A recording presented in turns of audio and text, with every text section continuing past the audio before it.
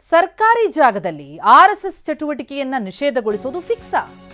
ತಮಿಳುನಾಡು ಮಾದರಿಯಲ್ಲೇ ರಾಜ್ಯದಲ್ಲೂ ಆರ್ಎಸ್ಎಸ್ಗೆ ಅಂಕುಶನ. ಇವತ್ತಿನ ಕ್ಯಾಬಿನೆಟ್ ಮೀಟಿಂಗ್ನಲ್ಲಿ ಚರ್ಚೆ ಖಚಿತ. ಕ್ಯಾಬಿನೆಟ್ನಲ್ಲಿ ಚರ್ಚೆಗೆ ಕೈಗೆತ್ತಿಕೊಂಡಿದೆ ಸರ್ಕಾರ. 15ನೇ ವಿಷಯವಾಗಿ ಈ ವಿಚಾರವನ್ನ ಚರ್ಚೆ ಮಾಡಲಿದೆ ಸರ್ಕಾರ. ಕ್ಯಾಬಿನೆಟ್ ಸಭೆಯಲ್ಲಿ ಆರ್ಎಸ್ಎಸ್ಗೆ ಅಂಕುಶ ಹಾಕುವ ಬಗ್ಗೆ ಚರ್ಚೆಯಾಗಲಿದ್ದು 15ನೇ ವಿಷಯವಾಗಿ ಈ ವಿಚಾರವನ್ನ ಚರ್ಚೆ ಮಾಡಲಿದೆ. ಅಂದ್ರೆ ಆರ್ಎಸ್ಎಸ್ಗೆ ನೇರವಾಗಲ್ದಿದ್ರು ನಿರ್ಬಂಧದ ಬಗ್ಗೆ ಚರ್ಚೆಯಾಗ್ತಾ ಇದೆ. ಅಂದ್ರೆ ಆರ್ಎಸ್ಎಸ್ ಹೆಸರನ್ನ ಉಲ್ಲೇಖ ಮಾಡದೆ ಚಟುವಟಿಕೆಗಳಿಗೆ ಅಂಕುಶ ಹಾಕೋ ಸಾಧ್ಯತೆ ಇದೆ. ತಮಿಳುನಾಡಿನಲ್ಲಿ ನಿರ್ಬಂಧದ ಬಗ್ಗೆ ಮಾಹಿತಿಯನ್ನು ಸಂಗ್ರಹಿಸಲಾಗಿದೆ. ಈಗಾಗಲೇ ಮುಖ್ಯ ಕಾರ್ಯದರ್ಶಿಗಳು ಮಾಹಿತಿಯನ್ನು ಪಡೆದುಕೊಂಡಿದ್ದಾರೆ. ಕಾನೂನಾತ್ಮಕ ಅಂಶಗಳ ಬಗ್ಗೆ ಸಿಎಸ್ ಚರ್ಚೆ ಮಾಡಿದ್ದಾರೆ. ಸಚಿವ ಪ್ರಿಯಾಂಕ್ ಖರ್ಗೆ ಅವರ ಜೊತೆಗೂ ಕೂಡ ಈ ಅಂಶಗಳ ಕುರಿತಂತೆ ಚರ್ಚೆಯಾಗಿದೆ. ಪ್ರಿಯಾಂಕ್ ಖರ್ಗೆ ಪತ್ರ ಬರೆದಿದ್ರು ಸಿಎಂಗೆ.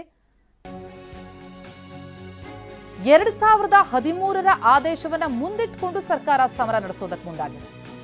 ಆರ್ಎಸ್ಎಸ್ ವಿರುದ್ಧ ಸಮರ ಸಾರ್ತಾ ಇದೆ ರಾಜ್ಯ ಸರ್ಕಾರ.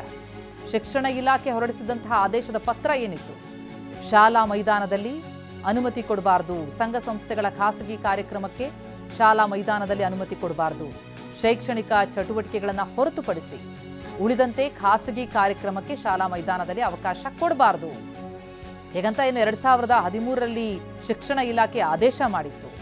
ಆ ಆದೇಶವನ್ನ ಅಸ್ತ್ರ ಮಾಡಿಕೊಂಡಿದೆ ರಾಜ್ಯ ಸರ್ಕಾರ. ಹೀಗಾಗಿ ಈ ಅಸ್ತ್ರ ಇಟ್ಕೊಂಡು ಆರ್ಎಸ್ಎಸ್ನ ಚಟುವಟಿಕೆಗಳಿಗೆ ಅಂಕುಶ ಹಾಕಲಾಗತ್ತಾ? 2013ರ ಶಿಕ್ಷಣ ಇಲಾಖೆಯ ಆದೇಶವನ್ನೇ ಅಸ್ತ್ರ ಮಾಡ್ಕೊಳ್ತಾ ಇದೆ. ಬಿಜೆಪಿ ಸರ್ಕಾರದ ಅವಧಿಯಲ್ಲಿ ಹೊರಡಿಸಿದಂತಹ ಆದೇಶ ಅದು. 2013ರಲ್ಲಿ ಬಿಜೆಪಿ ಸರ್ಕಾರದ ಅವಧಿಯಲ್ಲಿ ಆದೇಶ ಹೊರಬಂದಿತ್ತು. ಬಿಜೆಪಿ ಸರ್ಕಾರ ಇದ್ದಾಗಲೇ ಶಿಕ್ಷಣ ಇಲಾಖೆ ಏನು ಆದೇಶ ಹೊರಡಿಸಿತ್ತು, ಅದನ್ನ ಮುಂದಿಟ್ಟುಕೊಂಡು ಸರ್ಕಾರದಿಂದ ಸಮರ. ಇಲ್ಲಿ ನೋಡಿ, ಇಲ್ಲಿ ನೀವು ಎಷ್ಟೆಲ್ಲ ಬೈತಾ ಇದ್ರಲ್ಲ ಬಿಜೆಪಿ ಅವರು. ನನಗೆ 2013 ಆದೇಶ, 2013 ಆದೇಶ ಮಾನ್ಯ ಜಗದೀಶ್ ಶೆಟ್ಟರ್ ಅವರು ಅವಾಗ ಮುಖ್ಯಮಂತ್ರಿಗಳಿದ್ರು. ಅವ್ರ ಆದೇಶ ಹೊರಡಿಸಿರೋದು ಏನು, ಸರ್ಕಾರಿ ಶಾಲೆಗಳಲ್ಲಿ ಸಿಲೆಬಸ್ ಬಿಟ್ಟು ಶಿಕ್ಷಣದ ಹೊರತುಪಡಿಸಿ ಬೇರೆ ಯಾವುದು ಚಟುವಟಿಕೆಗಳಿಗೆ ಅವಕಾಶ ನೀಡಬಾರದು ಅಂತ. ಅಂದರೆ ಇವಾಗ ಇವರು ಆಂಟಿ RSS ಆದ್ರಲ್ಲ ಮತ್ತೆ ಬಿಜೆಪಿಯವರು. ನಾವು ಹೇಳ್ತಾ ಇರೋದು, ಯಾರೇ ಇರ್ಬೋದು, ಅದು RSS ಅವ್ರು ಇರ್ಬೋದು, ತಾಲಿಬಾನ್ ಇರ್ಬೋದು, ಯಾರಿಗೂ ಕೂಡ ಅವಕಾಶ ಕೊಡಬಾರ್ದು. ಸರ್ಕಾರಿ ಶಾಲೆಗಳಲ್ಲಿ ಬಡವ್ರ ಮಕ್ಕಳು ಓದಕ್ಕೆ ಹೋಗೋದು, ವಿದ್ಯಾಭ್ಯಾಸಕ್ಕೆ ಹೋಗೋದು ಏನಕ್ಕೆ, ಆ ಬಡತನದಿಂದ ಹೊರಗೆ ಬರಲಿಕ್ಕೆ, ಒಂದು ಸ್ವಾಭಿಮಾನ ಬದುಕಲಿಕ್ಕೆ. ಅದು ಇದು ಬಿಟ್ಬಿಟ್ಟು ನೀವು ಲಾಠಿ ಕೊಟ್ಬಿಟ್ಟು ಅವರಿಗೆ ಪ್ರಚೋದನೆ ಭಾಷಣ ಹೇಳ್ಕೊಡ್ತೀರಾ, ಅಲ್ಲಿ ಕೋಮದ ವಿಷ ಬೀಜವನ್ನು ಬಿತ್ತೀರಾ ಅಲ್ಲಿ. ಅದು ನನ್ನ ಕರ್ನಾಟಕದಲ್ಲಿ ಆಗೋಕ್ಕೆ ಬಿಡೋದಿಲ್ಲ. ಯಾರೇ ಇರ್ಬೋದು ಅದು. There will be no radicalization in my state. ಅಷ್ಟೇ ಅಲ್ಲ, ಸರ್ಕಾರಿ ಅಧಿಕಾರಿಗಳಿಗೆ ಆರ್ಎಸ್ಎಸ್ ಚಟುವಟಿಕೆಯಲ್ಲಿ ಭಾಗಿಯಾಗದಂತೆ ಕಡಿವಾಣ ಹಾಕೋದಕ್ಕೆ ಮನವಿ ಮಾಡ್ಕೊಳ್ತಾ ಇದ್ದಾರೆ ಸಚಿವ ಪ್ರಿಯಾಂಕ್ ಖರ್ಗೆ. ಈ ಬಗ್ಗೆ ಮಾತನಾಡಿದ್ದಾರೆ ಬೆಂಗಳೂರಿನಲ್ಲಿ. ಪ್ರಿಯಾಂಕ್ ಖರ್ಗೆ ಮಾತು ಇಲ್ಲಿದೆ, ಕೇಳಿ. ಸರ್, ನೀವು ಯಾವುದೇ ಸಂಘಟನೆಯಲ್ಲಿ ವೈಯಕ್ತಿಕವಾಗಿ ನಿಮಗೆ ಆಸೆ ಇದ್ರೆ ಹೋಗಿ ಸೇರಿ, ಸರ್ಕಾರಿ ನೌಕರಿ ಬಿಟ್ಟು ಸೇರಿ. ಯಾಕಂದ್ರೆ ನೀವು ಒಂದ್ಸರಿ ಸರ್ಕಾರಿ ನೌಕರಿಗೆ ಬಂದಾಗ ನಿಮ್ಮದಾದಂಥ ಒಂದು ಸರ್ವಿಸ್ ರೂಲ್ಸ್ ಇದೆ, ಕಾಂಡಕ್ಟ್ ರೂಲ್ಸ್ ಇದೆ. ಈಗ ಒಂದು ಸಂಘಟನೆ ಯಾವುದು ಒಂದು ರಾಜಕೀಯ ಪಕ್ಷಕ್ಕೆ ಬೆಂಬಲ ನೀಡುತ್ತೆ ಅಂದರೆ ಅದಕ್ಕೆ ನಾವು ಹೋಗ್ಬೋದಾ? ಅದು ಕಾಂಗ್ರೆಸ್ದೇ ಇರ್ಬೋದು. ಯಾರಾದರೂ ಒಂದು AC ಇರ್ಬೋದು, ಹೆಲ್ತ್ ಆಫೀಸರ್ ಇರ್ಬೋದು, ಯಾವುದಾದ್ರೂ DC ಇರ್ಬೋದು, KS ಇರ್ಬೋದು, IPS ಇರ್ಬೋದು. ಅವರು ನಮ್ಮ ಯಾವುದೋ ಒಂದು ನಮ್ಮ ಆಲ್ ಇಂಡಿಯಾ ಪ್ರೊಫೆಷನಲ್ ಕಾಂಗ್ರೆಸ್ ಅದಕ್ಕೆ ಅವರು ಬೆಂಬಲ ಕೊಟ್ಬಿಟ್ಟು ಅವರು ಸರ್ವಿಸ್ನಲ್ಲಿ ಇರ್ಬೋದಾ? ಇರೋಕ್ಕಾಗೋದಿಲ್ಲ. ಈಗ ಎಷ್ಟೊಂದು ಜನ ನೀವೇ ನೋಡಿ, IAS IPS ಅವರು VRS ಅನ್ನ ತಗೋತಾರೆ, ಅಥವಾ ನಿವೃತ್ತಿ ಆದ್ಮೇಲೆ ತಾನೇ ಹೋಗಿ ಜಾಯ್ನ್ ಆಗೋದು. ಎಷ್ಟೊಂದು ನಿರ್ದೇಶನಗಳಿದೆ. ಸರ್ವಿಸ್ನಲ್ಲಿದ್ದಾಗ ಯಾರಾನ ಅವ್ರ ಬಣ್ಣ ಬಯಲಾಗಿತ್ತಾ?